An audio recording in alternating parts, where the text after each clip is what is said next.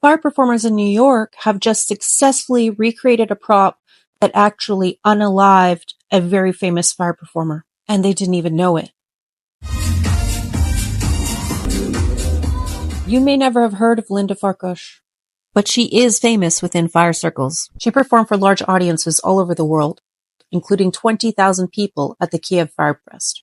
She was well known for her contact staff spinning, and here you can see how beautifully she combined staff spinning with dance. She created the Magma Fire Theater troupe with her husband Laszlo, and their performances really were theatrical productions, where many fire spinners will do sort of a go-go style of spinning where they spin to the music, but there is no real storyline. Linda's shows were always more.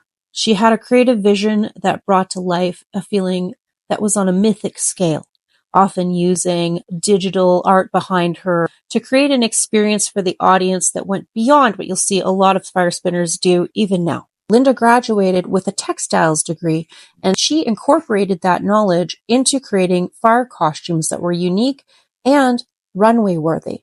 In fact, she walked in Fashion Week in Budapest in her own creations multiple times. Not only was she a visionary pioneer of the art, she has also become a cautionary tale. She was unalived due to an accident with a fire prop. Most fire performers have actually got the fire prop that caused the accident wrong. Now, I haven't really announced this publicly, but I think in light of this discussion, it's time. I'm writing a book called Playing with Fire for Fun and Profit with my partner, Demon. And of course, no book about the fire arts would be complete without a tribute to Linda. So in the interests of getting accurate information for the book and to share with the fire community, I interviewed her husband, Laszlo. Almost everyone in the fire community worldwide seems to have the mistaken impression that Linda was actually unalived by some sort of fire skirt. To this day, I know people who will not wear a Sufi spinning dress because they believe that was the prop that was being tested during the accident. But that's not what happened. The accident happened during a test for a photo session, although in the end, no photos were taken. Laszlo was kind enough to share a mock-up with me of what they were actually trying to test.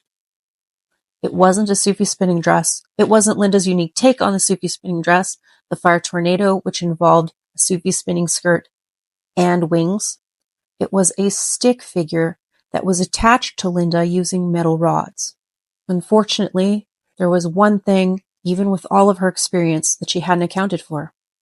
Radiant heat. It was too close to her body. Panic ensued. Her safety crew was desperate to get her out of the costume, but by the time they did, the damage had already been done.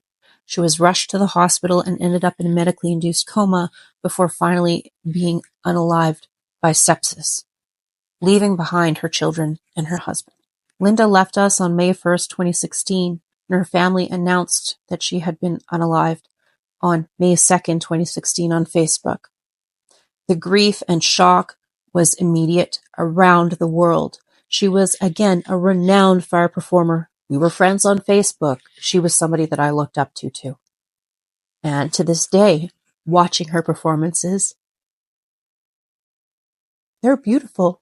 We lost a true artist. Linda's accident and her passing are a stark reminder even the most talented and skilled professionals are not immune from the dangers of playing with fire. On August 31st, Cinder Petrichor debuted a brand new fire act at the Misfit Burn at the House of Yes in New York. On September 1st, she posted the video to her Facebook. What Cinder didn't know is that she had just actually achieved what Linda Farkas had been trying to do when she had her accident. I contacted Cinder and let her know, and obviously it was a lot to absorb. It's quite something to do a new fire stunt and a new fire prop. You're excited about the concept. It's another thing entirely to find out that that is the exact prop that unalived Linda Farkas. They might have not done it had they have known, as Cinder told me. Now, Cinder and her crew did a fantastic job. New York has very strict fire regulations. In fact, probably some of the strictest in North America. They did this successfully in an indoor venue in front of a crowd without hurting themselves or anybody else. That is an accomplishment.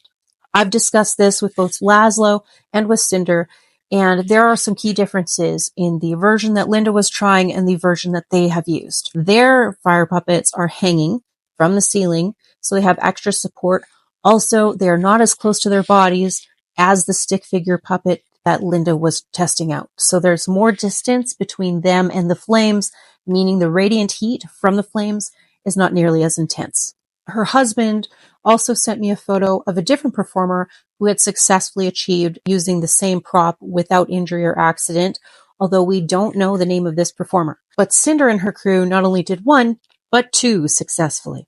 Congratulations to Cinder, her fellow performer Marcus, their safety Warren, and everyone who was involved in making their performance a success. It was a bigger achievement than you knew. In the interests of Cinder's safety, in the interest of the safety of the entire fire community, I think it's important that we have accurate information and we understand what actually happened so we can get rid of this misinformation that it's fire skirts that are extremely dangerous. Although, of course, I started this entire account to let people know that fire skirts are dangerous and not for amateurs or beginners. It still wasn't a fire dress. That is what ultimately led to Linda's accident. And people deserve to know that. They also deserve to know the risks of these fire puppets if they're going to attempt them. Linda's passing has never been a reason to stop innovating or to stop trying new things in the fire community. In fact, I think she would be the first one to encourage us all to do that.